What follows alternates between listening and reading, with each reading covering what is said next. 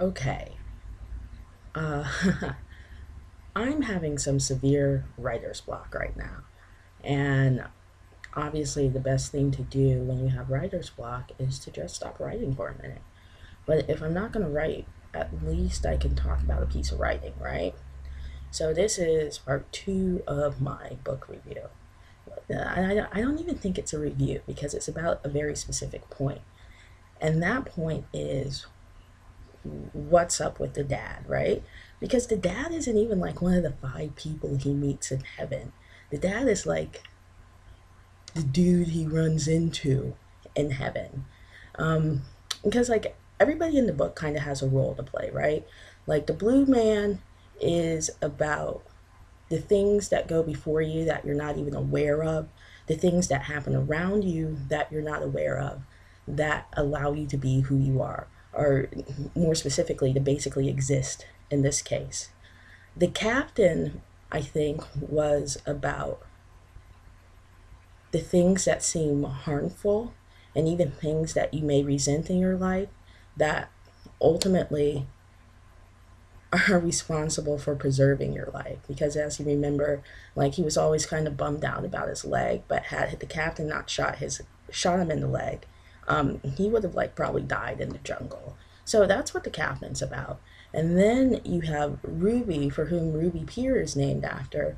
And I think her story is a lot about saying that, all that glitters isn't gold. Even the most perfect of circumstances, even fairy tales, can fall into ruin. Then you have his wife, right? And with his wife, it's about having the opportunity to live out a fully realized love, because there were a lot of circumstances in their lives on earth that prevented them from really loving one another as they would like to. And I think maybe more so on his end than her end. And what made it even worse was her premature death, okay? So you have that. And then finally, you have the little girl whom he blew up, who actually pulls him into heaven. And that's him being forgiven for probably the one thing that he regrets more than anything in his life, right? Even though he wasn't sure that the girl died, I think in the back of his mind there was always this nagging suspicion that, oh my God, I may have killed a child. So there you go, right? Blue man, things that happen that allow you to exist and you're not aware of them. Captain, fucked up things happen, but sometimes those fucked up things work out for good.